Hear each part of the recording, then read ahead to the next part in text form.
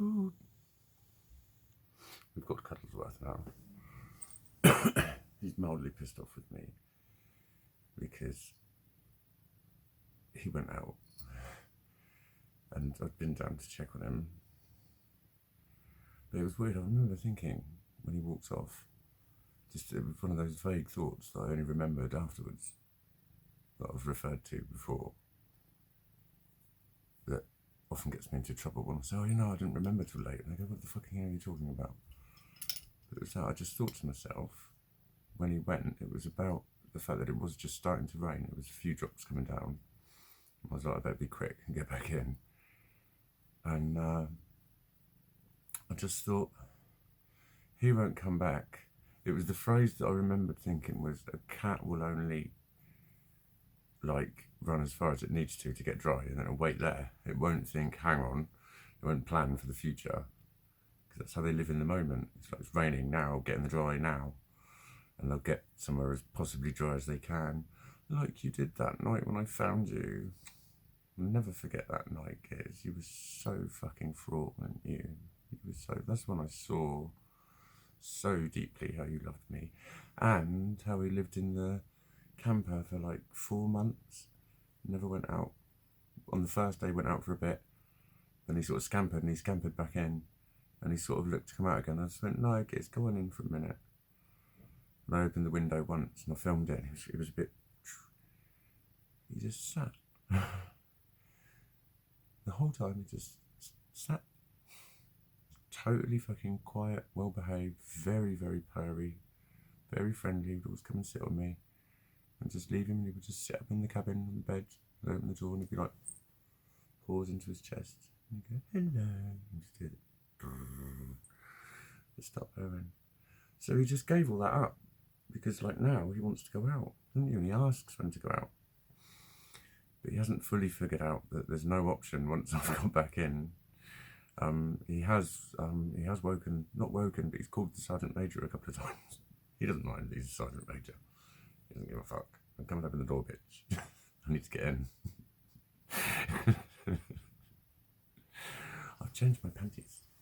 Got my red ones on. They're beautiful. Anyway, what was I on about? Yes. So, this was what I was going to talk about earlier.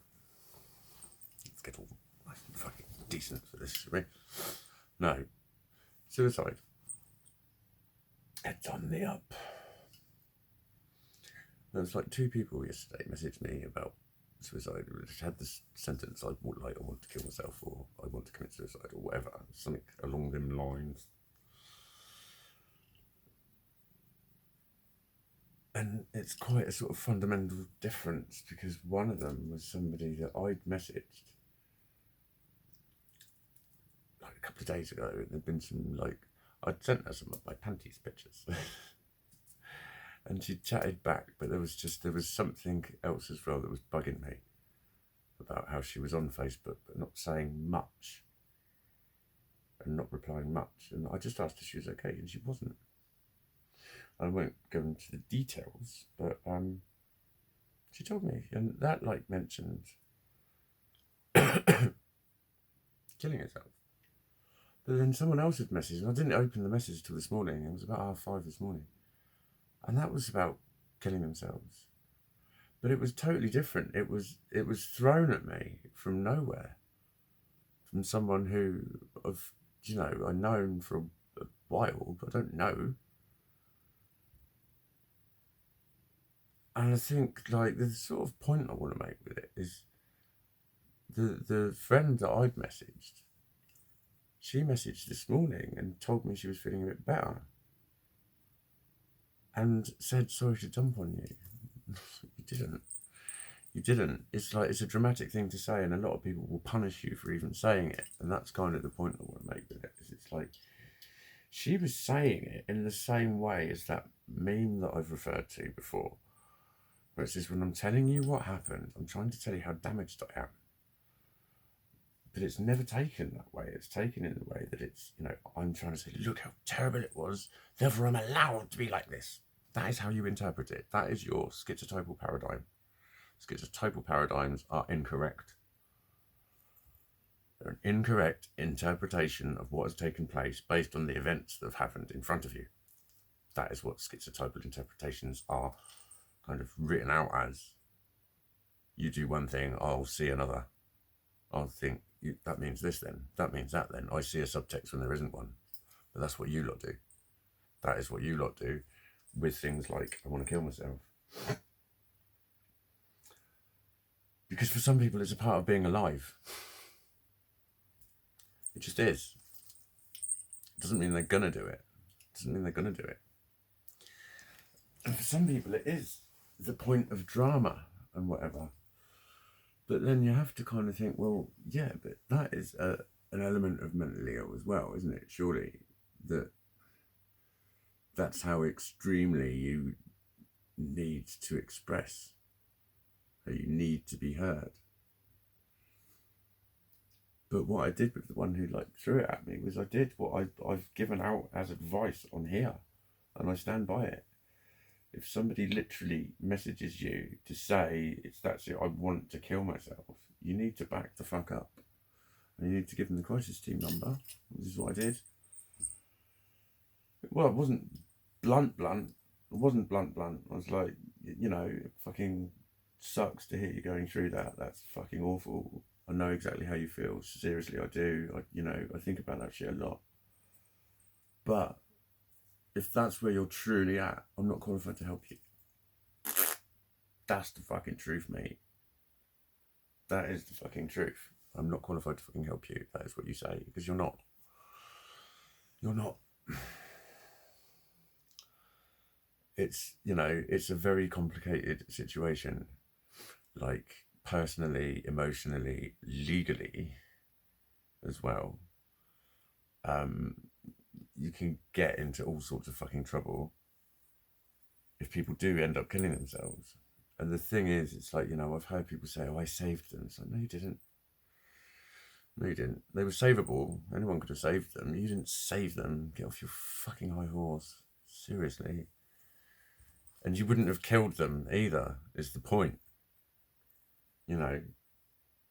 Not that this is advice, this is something that I heard from a professional while I was working with them, that they say very often that somebody at the crisis team might say something along the lines of, when people say I want to kill myself, they might say things like, there is that option. Because it's a way of giving it back to them and a way of outlining to them that it is their choice, it is their life, it is their choice. They don't do it because of anyone else. Like I say, you can't feel things because of anyone else, and I don't agree with that entirely. No one can make you feel anything without your consent. I don't agree with that entirely. And if you fancy an argument, just message me. I won't be wrong. But in terms of that, it's the truth. No one makes someone kill themselves. They decide that someone's made them kill themselves.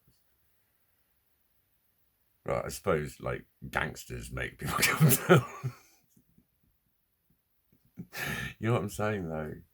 You didn't save them and you didn't kill them. It's not your fault. I know it's cliche, but there was a reason for that. It's because it's brainwashing. They want people to fucking take the piss out of mental health. They really do. A friend of mine, have I done suicide? I think I have. But that was basically, I've not heard back from the other one.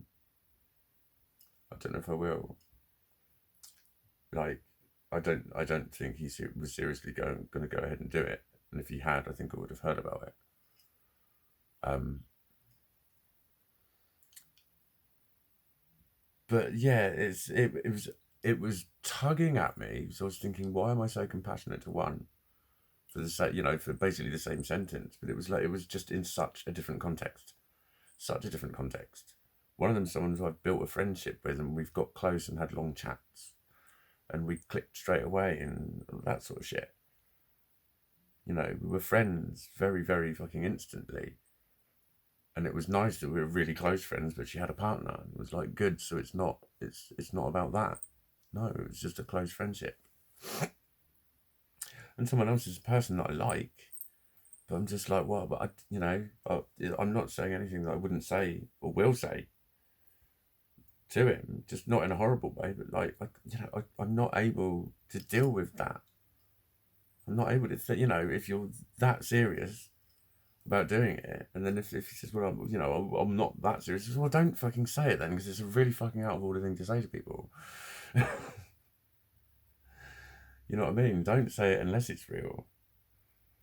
But that's the truth of it. And like, I think some people would say that's really incompassionate of you. And I'd be like, no, because it can be said to me in a different context. When my friend said it to me, it was just an illustration of how things had got and how fucked up she was over things. And that's like relatable, because I've been there wanting to do it but too scared to do it and all that sort of shit.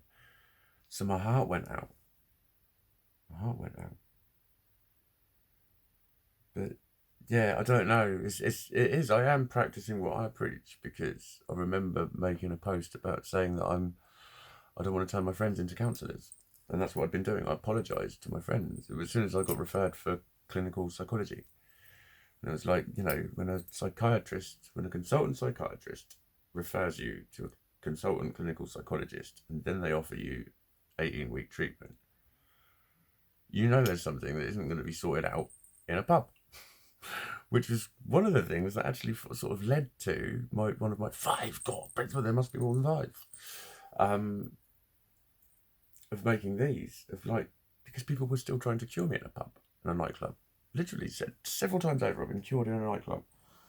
In the few months leading up to me starting to make these videos, so like a year ago, just over a year ago, people were curing me in nightclubs, and like almost bossily telling me to just fucking get better.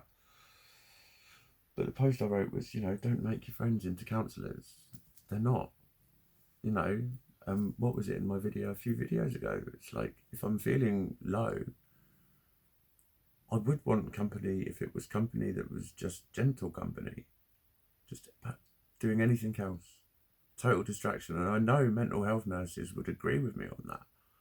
So just to spend a few hours not trying to tackle your problems, just spending a few hours being comfortable and relaxed around somebody, and playing a fucking board game, going for a walk, going and fucking inventing a game somewhere, going and getting sticks and cutting down nettles like you're fucking Indiana Jones. Whatever, childish shit, climb trees, go swimming, go to the gym, go for a bike ride, do anything, do fucking anything, paint a picture. You painted a lovely picture there, mate.